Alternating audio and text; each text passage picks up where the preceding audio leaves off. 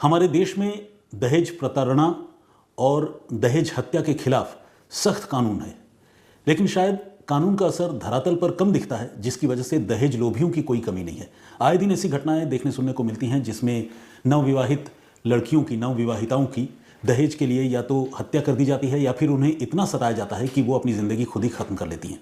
और ये भी सच है कि दहेज प्रताड़ना के खिलाफ जो कानून है, उस कानून का भी दुरुपयोग होता है। कई बार ऐसा देखा गया है कि नई नई शादियों के बाद बहुत सारी लड़कियों ने अपने ससुराल वालों को, अपने पति को इन्हीं कानूनों की ओट में ब्लैकमेल किया है। ऐसे भी बहुत सारे मामले सामने आए हैं, लेकिन सारे मामले अपने आप में अलग हैं। ब्लैकमेलिंग की घटनाएं होती हैं, इसका यह मतलब नहीं है कि दहेज के लिए लड़कियों को सताया जाना बंद हो गया है या फिर उनकी हत्याएं नहीं हो रही हैं। तो बहुत ही विकट स्थिति है और मुझे लगता है कि जब तक सामाजिक तौर पर लोग जागरूक नहीं होंगे और दहेज प्रथा के खिलाफ दोनों तरफ से आवाज़, लड़का और लड़की दोनों तरफ से आवाज़ नहीं उठेगी, तब तक शायद इस तरह की घटनाओं पर रोक न लगे।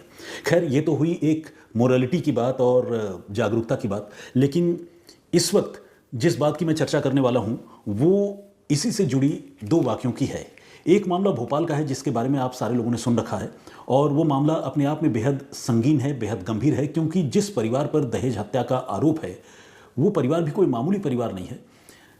जिस लड़की की मौत हुई है रहस्यमयी परिस्थितियों में, उसकी सास भोपाल की पूर्व रिटायर्ड जज रह चुकी हैं, ज़िला जज, और इन दिनों उपभोक्ता फोरम बेंच 2 में भी वो अध्यक्ष के पद पर आसीन हैं।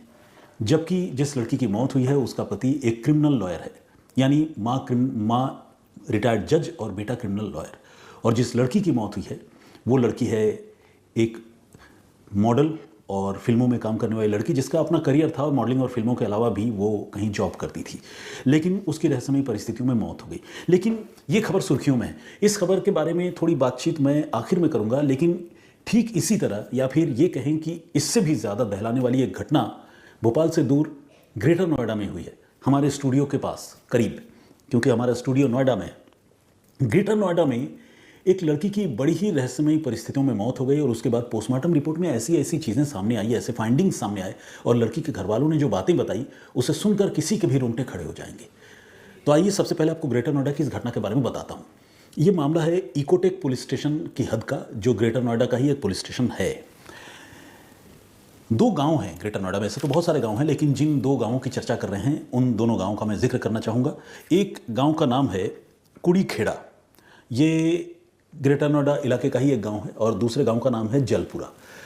जो दिल्ली एनसीआर के बाहर के लोग हैं और जिन्होंने कभी नोएडा, ग्रेटर नोएडा का दौरा नहीं किया या यहाँ कभी नहीं आए, उनको मैं बताऊं कि नोएडा, ग्रेटर नोएडा और दिल्ली एनसीआर में भी विकास इतनी तेज़ी से हुआ, विकास की रफ्तार इतनी तेज़ रही कि बहुत सारे गांव जो आसपास के इलाके के थे वो शहर का हिस्सा बन गए, और कब शहर का हिस्सा बन गए गांव वालों को भी पता नहीं चला। फिलहाल हालत यह है कि बहुत सारे गांव हैं जिनका नाम तो गांव का ही है, लेकिन वो शहर का हिस्सा है, और ये कुड़ी खेड़ा और जलपुरा भी कुछ ऐसा ही गांव है।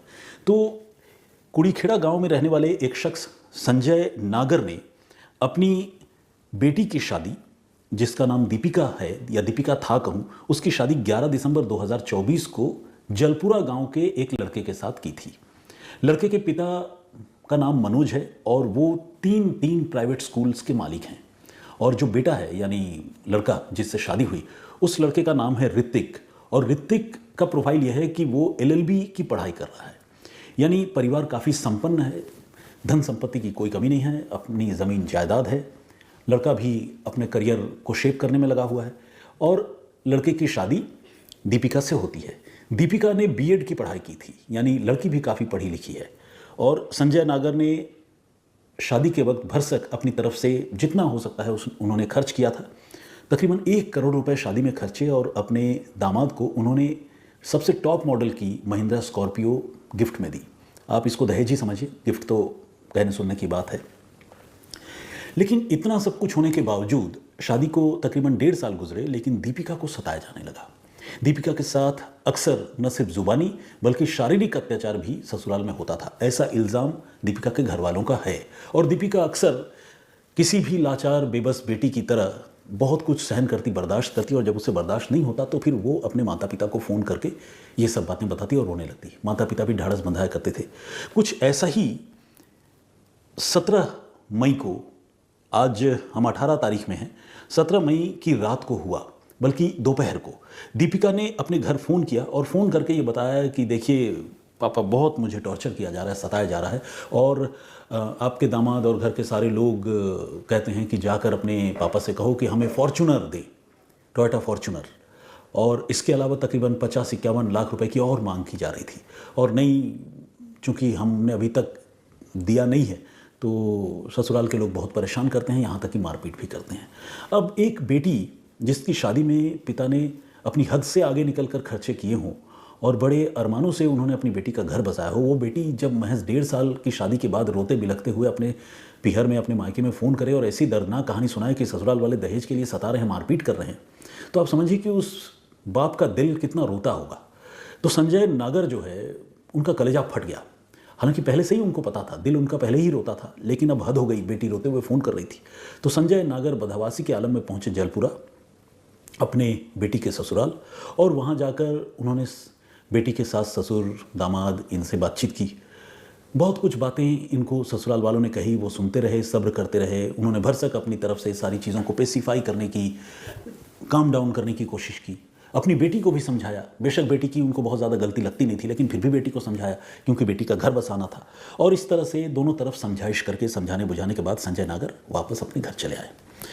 शाम का वक्त था, घर आए, थोड़ा वक्त गुजरा, रात के तकरीबन 12 बज रहे थे, तब तक बेटी के ससुराल वालों की तरफ से फ़ोन आ गया और फ़ोन करके ये बताया गया कि दीपिका घर के छत से नीचे गिर गई है। ये सुनकर संजय नागर के भी पैरों तले ज़मीन खिसक गई। उनको लगा कि अरे ये क्या हो गया, अभी तो थोड़ी देर पहले मैं समझा बुझा कर आया दीपिका को, ससुराल वालों को, सब कुछ ठीक था, उन्होंने वादा भी किया था कि अब कुछ ऐसा होगा नहीं, अभी अचानक ये क्या हो गया। संजय नागर को कुछ समझ ही नहीं आया। लेकिन इंसान पहले वर्स्ट, यानी जो सबसे बुरी चीज़ है, वो तो सोचता नहीं है, और क्यों सोचे, क्योंकि बुरी चीज़ सोचना कोई अच्छी बात तो होती नहीं। तो संजय नागर और दीपिका के घर के बाकी लोगों ने भी इतना बुरा नहीं सोचा था। उनको लगा कि ठीक है, गिर गई होगी, कहीं चोट लगी होगी। उन्होंने ये विजुअलाइज भी नहीं किया था कि छत मतलब तीसरी मंजिल से वो नीचे गिर गई होगी। फ़ौरन वो भागे भागे उस अस्पताल में पहुंचे जहां दीपिका को ले जाया गया था इलाज के लिए। लेकिन अस्पताल पहुंचने के बाद उन्हें पता चला कि तीसरी मंजिल से गिरने की वजह से दीपिका की तो जान ही जा चुकी है। अब आप सोचिए दीपिका के घर वालों पर और ख़ासकर उस पिता पर क्या गुजरी होगी जिसने चंद घंटे पहले अपनी बेटी और उसके ससुराल वालों से मुलाकात करके बेटी का घर बसाने की पुरजोर और आखिरी कोशिश की थी। वो ज़ारो कतार रोने लग गए। पूरा जो मायके के लोग हैं वो सारे परेशान और दुखी हो गए। दीपिका जो उनकी घर की बेटी थी, लाडली थी, वो अब इस दुनिया में नहीं रही। उन्होंने जब अपनी बेटी का शव देखा तो वो और दहल गए, क्योंकि शव पर ऐसे चोट तो थे जो ऊपर से गिरने की वजह से लग सकते हैं, लेकिन उसके अलावा भी बेशुमार ऐसे चोट भी थे जो जिन चोटों को देखकर लगता था कि शायद दीपिका के साथ इस घटना से पहले मारपीट की गई है। कुछ रिश्तेदारों ने हमारे संवाददाता से बातचीत की। अंशुल सिंह नाम है हमारे संवाददाता का, और दूसरे हमारे संवाददाता हैं अरुण त्यागी। इनके साथ बातचीत में रिश्तेदारों ने बताया कि उसके शरीर में पेचकस मारे जाने, यानी पेचकस घोंपे जाने के भी निशान थे। साथ ही खींचने घसीटने के निशान तो थे ही, मारपीट किए जाने के निशान थे। और ये सारी चीज़ें जो है न सिर्फ नंगी आंखों से देखी और समझी जा सकती थी, बल्कि पोस्टमार्टम में भी इनमें से कई निशान की बात सामने आई है और उसकी पुष्टि हुई है। यहाँ तक कि लिवर में भी चोट की बात सामने आई है और सिर में ब्लड क्लॉट मिलने की बात सामने आई है। हो सकता है इनमें से कई सारी चोट जो है वो तीसरी मंजिल से नीचे गिरने की वजह से लगी हो, लेकिन तीसरी मंजिल से नीचे गिरना क्या महज एक्सीडेंट है? कतई नहीं। ससुराल के लोग बेशक ये कह रहे हैं कि दीपिका गिर गई या उसने खुद छलांग लगा दिया, लेकिन जो मायके वाले हैं उनका कहना है कि जिस तरह से दीपिका पर जुल्म ढाया जा रहा था, दीपिका की हत्या ही की गई है। वो ऊपर से खुद नहीं गिरी, एक्सीडेंटली भी नहीं और खुद अपनी मर्जी से भी नहीं, बल्कि उसे गिरा दिया गया। तो अब पुलिस ने इस मामले में एफआईआर दर्ज की है। एफआईआर में सास ससुर का नाम है, इसके अलावा जो दामाद है ऋतिक उसका भी नाम है, ननद है नेहा, तन्वी, और एक चाचा ससुर हैं प्रमोद और विनोद, इनके खिलाफ भी एफआईआर है। पुलिस ने फिलहाल ससुर मनोज, जिसके पास जो मतलब 3 प्राइवेट स्कूल्स का ओनर है, उसे गिरफ्तार किया है, और पति ऋतिक को गिरफ्तार कर लिया है और इनको जेल भी भेज दिया गया है। 14 दिनों की न्यायिक हिरासत पर भेजा गया है। लेकिन इस घटना ने एक बार फिर से नोएडा, ग्रेटर नोएडा के साथ साथ पूरे देश के लोगों को झकझोर दिया है। और इसमें एक मैसेज है। कई बार लोग कहते हैं ना कि अरे वो तो इतने अमीर आदमी हैं, दहेज की बात तो झूठी है, वो क्यों पैसे मांगेंगे। ऐसा नहीं है कि जिसके पास पैसा नहीं है वही दहेज मांगता है, बल्कि कई बार तो मैंने ऐसा देखा है या देखकर शायद मुझे लगता है कि जिसके पास जितना पैसा है वो शायद उतना ही लालची होता जाता है दहेज के मामले में। अब अगर भोपाल के केस स्टडी को देखें तो वहाँ पर भी सास जो है वो रिटायर्ड जज रह चुकी हैं, बेटा जो है शहर का अच्छा क्रिमिनल लॉयर है, हाई प्रोफाइल फैमिली है, अभी भी सास जो है वो लगी हुई है, वो उपभोक्ता फोरम की चेयरमैन है। तो इतना सब कुछ होने के बावजूद, इतना आर्थिक रूप से संपन्न परिवार होने के बावजूद क्या ऐसे परिवार के लोग भी अपनी बहू को दहेज के लिए प्रताड़ित कर सकते हैं? सोचकर भी विकट और अजीब लगता है। लेकिन उन लड़कियों का क्या जो ये सब कुछ झेल रही हैं, जो खुद मैसेज करके या फ़ोन करके अपने माँ बाप, अपने दोस्तों को, रिश्तेदारों को अपने साथ हो रही अत्याचार के बारे में बताती हैं। सारी लड़कियां झूठ बोलती होंगी, झूठी कहानी बताती होंगी, अपने सास ससुर की झूठी शिकायत करती होंगी, ऐसा भी तो नहीं है। तो बहुत ही दुखद स्थिति है। और भोपाल की वो घटना वो अपने आप में बहुत ही विचलित करने वाली है, क्योंकि उसमें लड़की जो है जिसका नाम ट्विशा है वो अपने ससुराल की छत पर मिस्टीरियस कंडीशन में मिली थी और उसके गले में फंदा लगा हुआ था। ससुराल के लोगों ने कहा कि उसने खुद अपने गले में फंदा लगा लिया, लेकिन मायके के लोगों का कहना है कि उनकी बेटी की हत्या की गई, उनकी लड़की की हत्या की गई है। इस बीच कुछ सीसीटीवी फुटेज भी सामने आए हैं जिसमें उस लड़की को छत की सीढ़ियों पर सीपीआर देते हुए उसका पति दिख रहा है और लड़की जो है हाथ में एक रस्सीनुमा चीज़ लेकर सीढ़ियों से छत में जाती हुई नजर आ रही है। लेकिन इन सीसीटीवी फुटेज में जो रिटायर्ड जज है, लड़की की सास, उसका जो बॉडी लैंग्वेज है वो बॉडी लैंग्वेज देखकर लगता नहीं है कि घर में कोई इतनी बड़ी अनहोनी हो गई है। वो बहुत ही सॉर्टेड, कूल और काम नज़र आती है। कम से कम सीसीटीवी फुटेज में बॉडी लैंग्वेज को देखकर तो कुछ ऐसा ही लगता है। इसका रहस्य क्या है ये भी जानने समझने वाली बात है। तो ये दो मामले हैं जिन्होंने इस वक्त लोगों को झकझोर दिया है। हालांकि ये सच है कि इस देश में ऐसे बेशुमार मामले हैं और दो मामले तो ऐसे हैं जो सुर्खियों में आ गए हैं और जिनकी हम चर्चा कर रहे हैं, जिक्र कर रहे हैं। लेकिन ये भी सच है कि ऐसी घटनाओं की कोई कमी नहीं है। इसीलिए मैंने पहले ही कहा था कि कानूनी तौर पर जो सख्ती हो सकती है वो तो हो सकती है, लेकिन इसके अलावा भी ये बहुत ज़्यादा ज़रूरी है कि लोग अपने अंदर, समाज अपने अंदर जागरूकता पैदा करे। ऐसे तो हम ज़ात बिरादरी देखकर शादी करते हैं, अपनी ज़ात और अपने धर्म के अलावा और कहीं शादी करने के लिए तैयार नहीं होते। तो ये जो जातीय संगठन है, अलग अलग खाप के लोग हैं, ये लोग आपस में बातचीत क्यों नहीं करते हैं कि भाई हमारी जाति के अंदर जिसमें भी शादी होगी हम दहेज प्रताड़ना के मामले होने ही नहीं देंगे, दहेज का लेन देन बिल्कुल गलत होगा। अगर पता चल गया कि लड़का का परिवार दहेज मांग रहा है और लड़की के परिवार वाले वहाँ शादी करने के लिए राज़ी हैं तो दोनों परिवारों का हुक्का पानी बंद करेंगे।